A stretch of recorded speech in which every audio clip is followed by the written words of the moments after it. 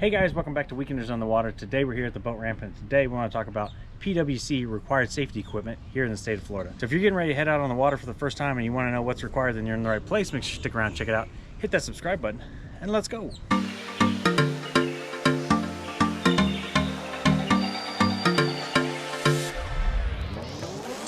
Alright guys, so when it comes to having fun on your PWC, your jet ski, your Seadoo, your wave runner, whatever you want to call it, safety is key. Definitely want to make sure that you're out there having a good time. You want to make sure that you come back after that time as well. So make sure that you have the required safety equipment. And when you're here in the state of Florida, there are a number of things that you need to keep in mind. And a lot of it starts right here. So this is my personal flotation device, the PFD.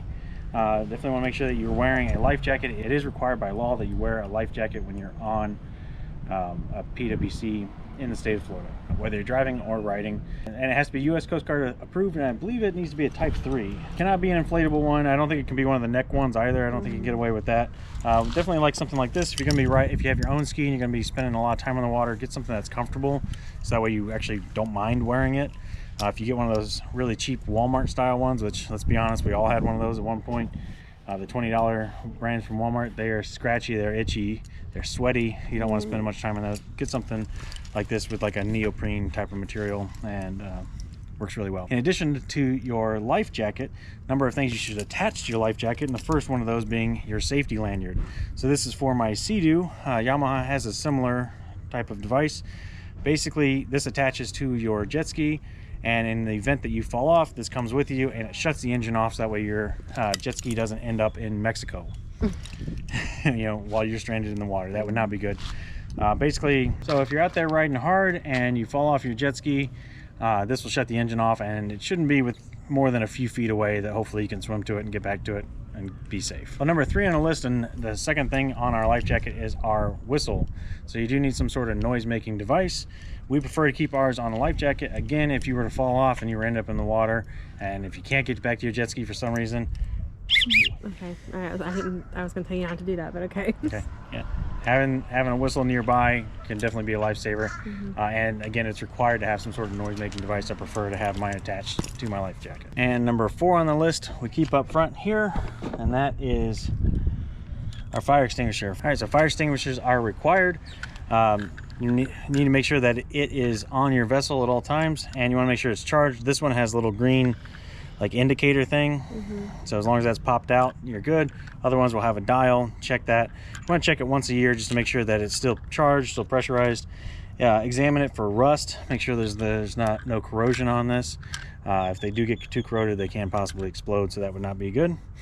Now, a lot of people do kind of question, well, if this is kind of in the bottom of the front of the jet ski and I have a true emergency, it's going to be hard for me to get to and everything like that. You know, just keep in mind that this isn't necessarily always for you. You know, this could be that you come across another vessel that's on fire, you know, or we ride in pairs, right? You know, if Christine's jet ski catches on fire, you know, from the safety of my vessel, maybe I could get to my fire extinguisher and use that to try to put hers out. I personally probably would just try to use the jet pump, but I can see you doing that and blowing me off the jet ski. Well, if the jet ski's on fire, you shouldn't be on the jet ski. Oh, okay. So there's that. All right. Good point. Number 5 on our list is here in the state of Florida. If you were born after January 1st, 1988, you are required to have a boater safety license. Basically, that means that you've taken a boater safety course, you've passed your test, and then they'll give you a license. That license is good for life, and it's always good to have. Even if you were born before 1988, I definitely recommend that you take the class. There's a ton of useful information in there anyways. So, for instance, I was born before 88. I don't have to have a license, but Christine and I took the class together. Because I have to have a license. Because you robbed the cradle. I robbed the cradle. A year and a half younger than me. All right, so that covers all of the required safety equipment.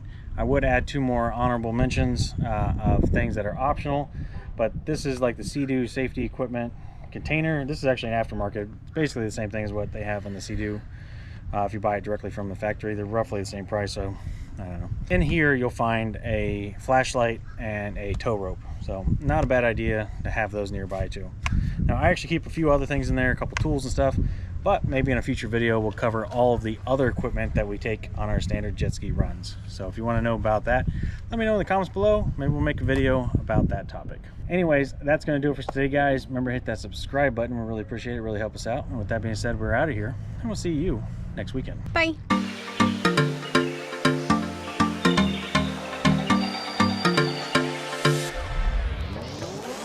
Number 5 on the list is here in the state of Florida. If you were born after let me grab my. I've asked him 3 times if he was ready. I want to talk about PWC required safety equipment. Hey guys, welcome back to Professional.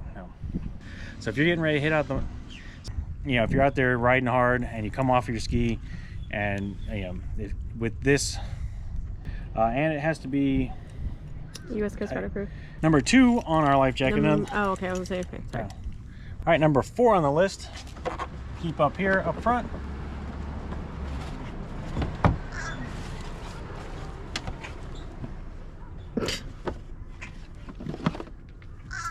I love that we spend time digging for something in the case of an emergency. Yeah. You want? We can redo that. Oh, can we? Yeah. Okay. So fire extinguishers are required. I'll say it again. Sorry, I had it like that and you were all the way in the frame. Sorry. Overwhelming force is the name of the game here, I guess. Yeah. Fight fire with water, not fire.